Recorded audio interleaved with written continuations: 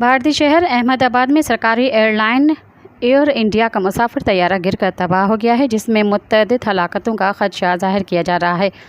بھارتی میڈیا کے مطابق ریاست گجرات کے شہر احمد آباد کے ایئرپورٹ کے قریب ایئر انڈیا کا مسافر بردار طیارہ گر گیا، جس میں عملے کے 12 ارکان سمیت 240 سے زائد افراد سوار تھے، جبکہ حادثے کے شکار طیارے میں گجرات کے سابق وزیر اعلیٰ روپانی بھی سوار تھے۔ بھارتی میڈیا کا کہنا ہے کہ حادثے کے شکار طیارے میں 169 بھارتی شہری، 53 برطانوی، 1 کینیڈین اور 7 پرتگالی شہریوں سمیت 11 بچے بھی موجود تھے۔ رپورٹس کے مطابق ایئر انڈیا کا طیارہ احمد آباد ایئرپورٹ سے لندن جا رہا تھا کہ ٹیک آف کرنے کے چند سیکنڈ بعد ہی گر کر تباہ ہو گیا۔ ایئر انڈیا کی پرواز AI 171 احمد آباد ایئرپورٹ سے روانگی کے وقت 322 کلومیٹر فی گھنٹہ کی رفتار سے محض 625 فٹ اوپر اڑ سکی اور پھر ٹیکنیکل طور پر گر کر تباہ ہو گیا۔